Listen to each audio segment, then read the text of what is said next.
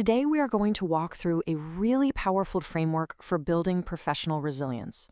Now, this isn't about just, being tough.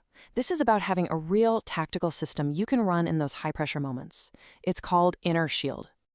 So let me ask you this. Have you ever prepared for days, delivered what you thought was great work, and then crickets? Just silence? Or maybe worse, you finally built up the courage to speak up in a big meeting and you're just immediately shut down. Man, those moments can really hit hard. And in that exact instant, it's like all your confidence just evaporates. You might look totally calm on the outside, but on the inside, it's this physical sensation, like you're literally shrinking in your chair. And what happens next? Your brain just flips a switch into self-preservation mode. And the easiest, fastest way to feel safe? Just say nothing. Don't draw any more attention. You just go quiet. And then later, maybe that night, the replay loop starts in your head. You start questioning everything, your contribution, your value, maybe even your place on the team. That silence, that moment, that's where self-doubt finds all its fuel. But what if I told you there's a protocol to stop that downward spiral dead in its tracks? A set of clear steps you can run that puts you right back in the driver's seat. Well, that protocol is InnerShield, and it's a system, not just a vague suggestion. So here's our game plan. First, we'll cover the core of the whole thing, the CPR protocol. Then, we'll break down how to stabilize your internal state, how to speak to command the conversation, and finally, how to systematize all of this into a daily practice. All right, let's get into it. The CPR protocol. This is your go-to plan for those high-stress moments. Think of it as your in-the-moment emotional first aid kit. So what does it stand for? It breaks down into 3 tactical steps. C is for calm. That's all about resetting your internal state. P is for phrase, crafting a clear, non-defensive response. And R is for record, creating a factual log to protect your energy and spot patterns down the line. This is the exact loop you run every single time. So let's start with the first and honestly the most crucial module, stabilize. Look, before you can command a room, you have to be able to command yourself. This is all about mastering your internal state when the pressure is on. 90 seconds. That's it.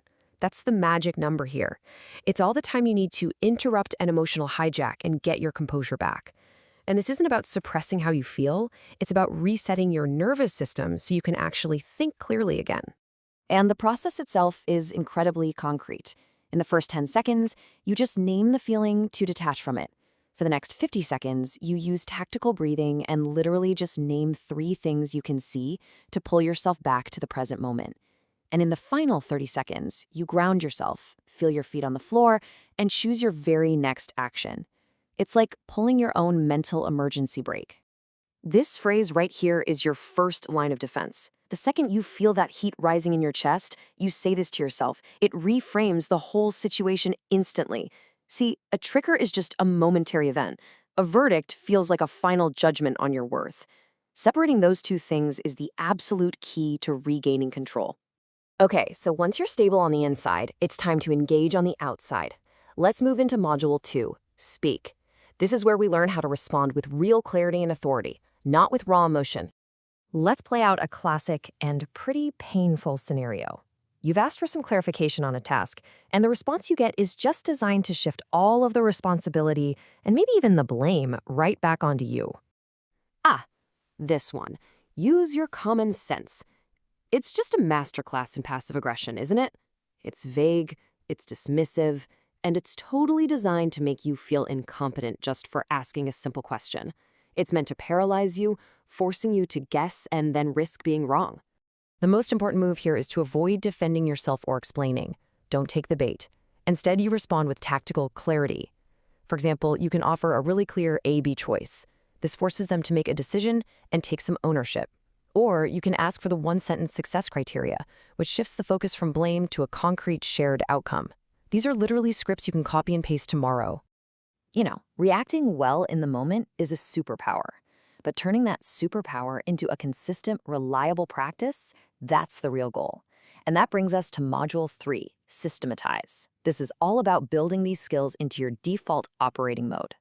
And here is the core strategic shift you need to make. When you get triggered, your gut instinct is to explain, to defend yourself, right? But explaining just invites debate, and it totally drains your energy. The InnerShield move is to document. Stating the facts creates a record, and most importantly, it protects your focus for the work that actually matters. To make documenting a real habit, you can use a simple checklist like this one before you send any important email or message.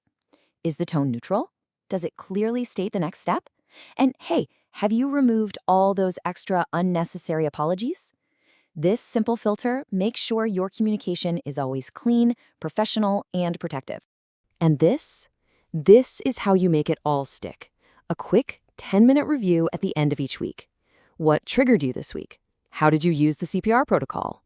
And what's one small system upgrade you can make for next week? This isn't about dwelling on the negative.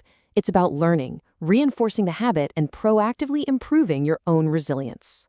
So what happens when you actually put all these pieces together? When you stabilize your state, speak with clarity, and systematize your practice? Well, the result is a total transformation. You really do move from being reactive to being truly unshakable. And if there's one thing to take away from all of this, it's this. Professional presence isn't about never feeling angry or anxious. It's about having a reliable, robust system to run when you feel those things. Your consistency comes from your protocol, not from your mood. So I'll leave you with a question to think about. Looking at your week ahead, what is the one recurring trigger, that one difficult interaction where you can consciously decide to apply the calm phrase record protocol? Just start there.